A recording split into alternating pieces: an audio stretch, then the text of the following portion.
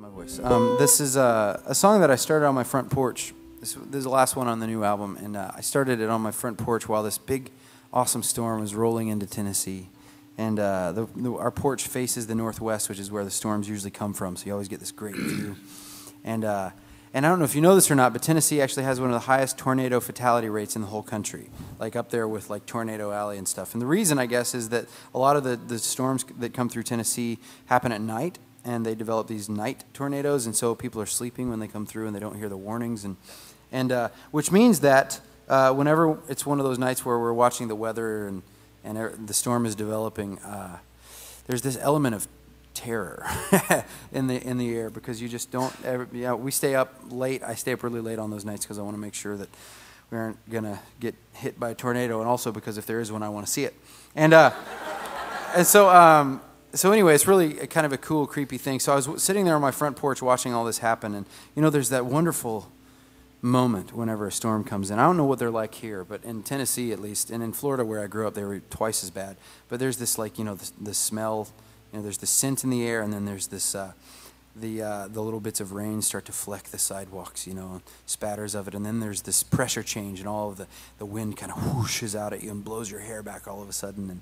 And I looked out from my front porch in that moment. I was sitting in a porch swing, which is kind of like swaying in the wind, and these big white oak trees in our front yard that are like 150 years old were just whipping around, just like they were made out of grass.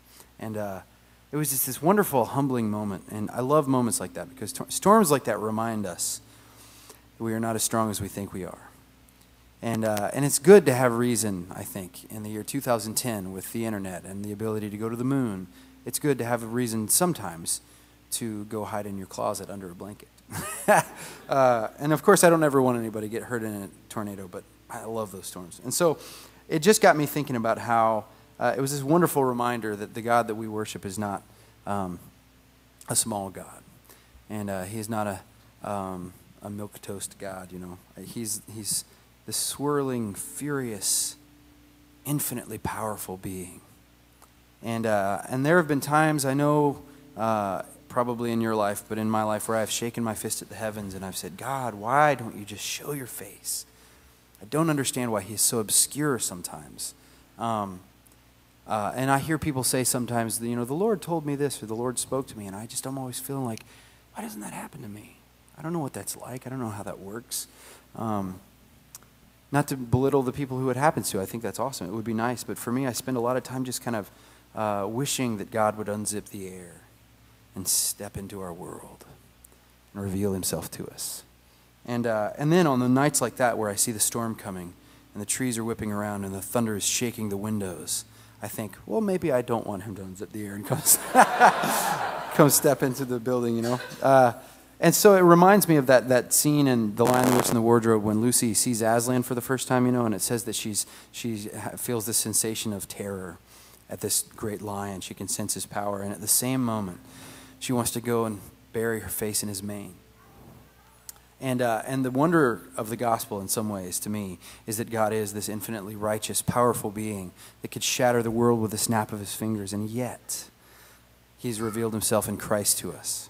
And has welcomed us to bury our faces in his mane.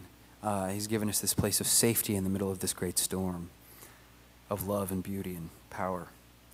And so, anyway, that's this song is called "The Reckoning." It's about the second coming of Christ and how I long for that day.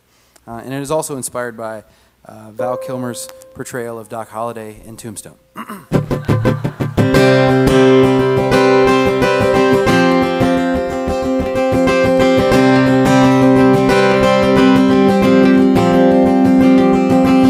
See the storm descending on the hill tonight.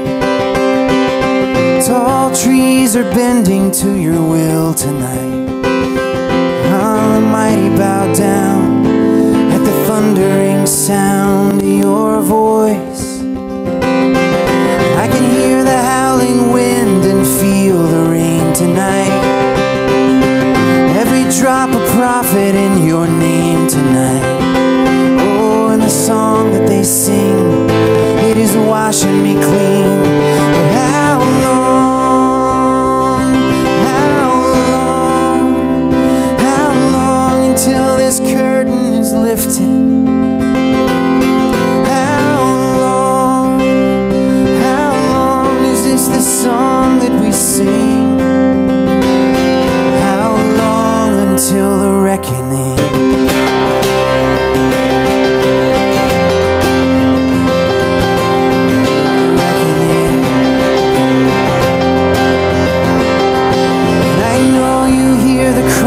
eyes of every soul tonight.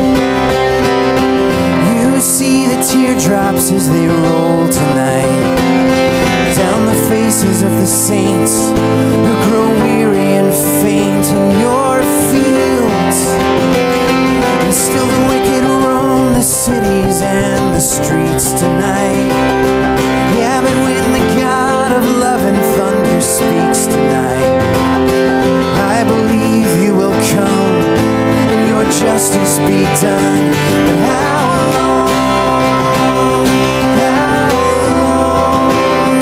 how long until this curtain is lifted? How long is this the song that we sing? How long until the reckoning?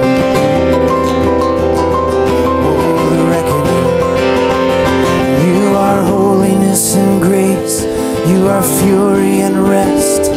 You are anger and love. You curse and you bless. You are mighty and weak. You are silence and song. You are plain as the day. But you have hidden your face. For how long? How long? And I am standing in the stillness of the reckoning. The storm is past and rest is beckoning. Mighty God, how I fear you, and I long to